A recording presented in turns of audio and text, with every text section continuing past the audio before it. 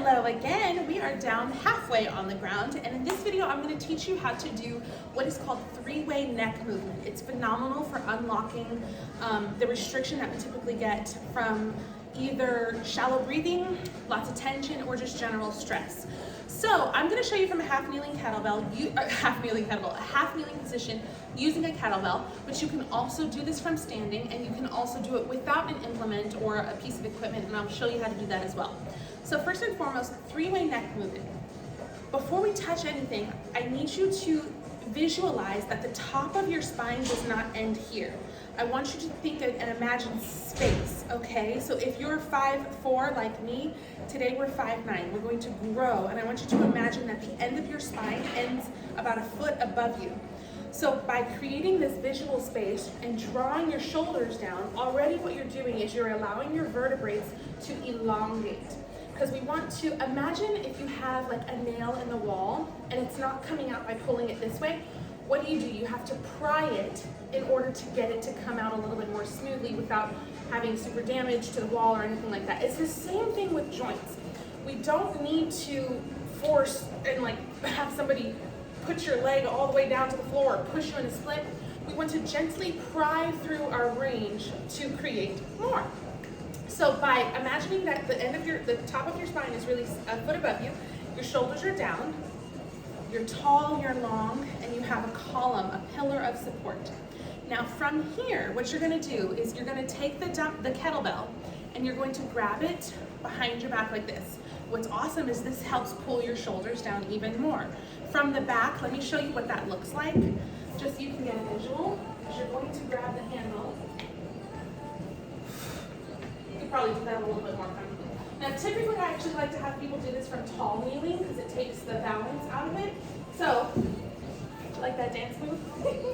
That's what we're going to do. We're going to go from tall kneeling, okay? So I'm going to grab the kettlebell by the sides of the horns. Now what I also want you to do is connect your ribs to your hips, okay?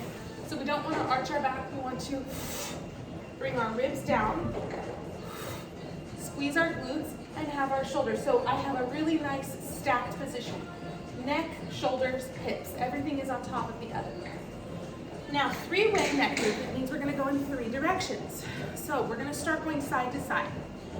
What I'm gonna have you do is I'm gonna have you first look to the right and then rotate right. All the while making sure that whatever your shoulder is opposite of the way you're turning doesn't rise, meaning we don't want this. So for some, if your restriction's really high, that movement's gonna be super small, and that is okay. So again, squeeze your glutes. By the way, this is not just passive stretching, it will feel like work. And if it feels like work, then you're doing it right. So shoulders are down. I'm gonna look to the right and go right. Now I'm gonna look left and go left. Now as I'm doing this, I want you to imagine it's kind of like twisting a jar. You have to hold it steady to twist in the opposite direction to open it. So you have to hold your body steady, and I'm going to show you without the bell. If you do this and you start noticing that your shoulders are rising, again, just shrink that range really, really small. Just right here is fine if that's where you are. If you're unsure about what's happening with your shoulders, don't try to do this in front of the mirror because you have to turn your head. I highly recommend you recording yourself because that way you can look back and see where your restriction lies, either on one side more than the other, or if at all. So now, I'll take this opportunity to show you how to do this without a piece of equipment. All you're gonna do is you're gonna clasp your hands together and straighten your arms as much as possible. The limiting factor with doing that is typically if people are super duper tight, what it does is it protrudes the ribs forward and arches the back, and you don't want that. That's why holding something heavy behind you, it'll create more space. Like if you can't reach your hands together and get your arms straight, it gives you more width to make it possible. So that's super helpful in that standpoint. But if you don't have anything like this, you can grab something at home, or you can try it with your hands clasped together. The trick here again is just to make sure that it doesn't look like that. So I'll do the remaining two movements without the kettlebell, just since that's where we are. Now we've already gone side to side. What we're now going to do is we're going to go down and up. I will show you from the front as well as from the side. You're going to tuck your chin down. At the same time imagining, I'll show you from the side. At the same time, imagining that you're not just trying to lean or reach your head forward, you're trying to grow and lift over. So it's a very small movement. Same thing going back. I want you to imagine actually that you have a grapefruit behind your neck and you have to go up and over the grapefruit. People typically, what'll happen is they'll do this, right? So again, small movements are so much more valuable than larger ones that are not true to the effect of what you're trying to achieve. So I'm going to be here. I'm going to take an inhale, exhale, up and over. I'm pulling my shoulders down while I do this. I'm going to inhale. I'm going to look up and go up and over that grapefruit, super duper small movement. Exhale.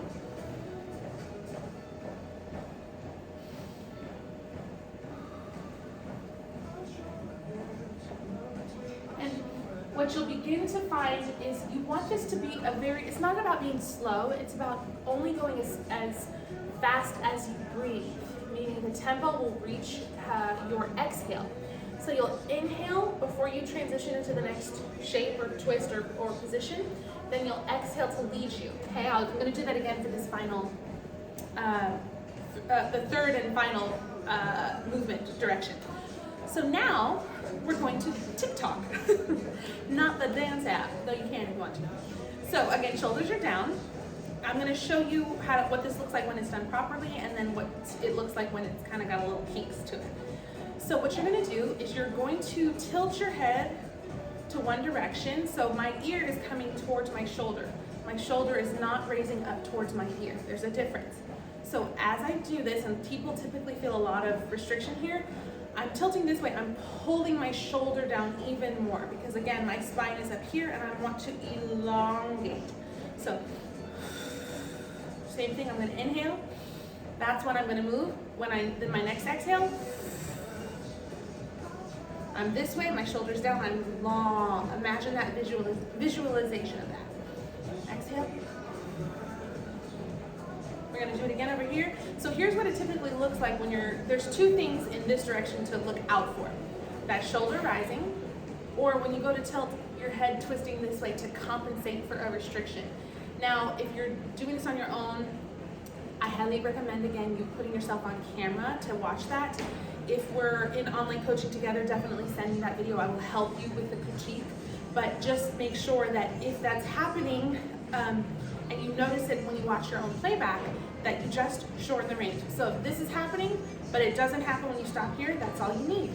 And you'll do a little bit more repetitions on each side depending on your body and what your body is asking for. So this is three-way neck movement. It's delicious. Remember, you can also do this from standing. If I'm gonna stand up, my head's gonna get a little cut off. But you can hold your hands just like this, side to side. You can grab a kettlebell, personal favorite. And so it will be held like this behind you. Your glutes are activated. Your glutes are activated no matter what, because that is going to help you avoid arching your lower back to protect your spine. So this was a long tutorial, but it's good to be in depth. Watch it back as many times as you need. And as usual, let me know if you have any questions.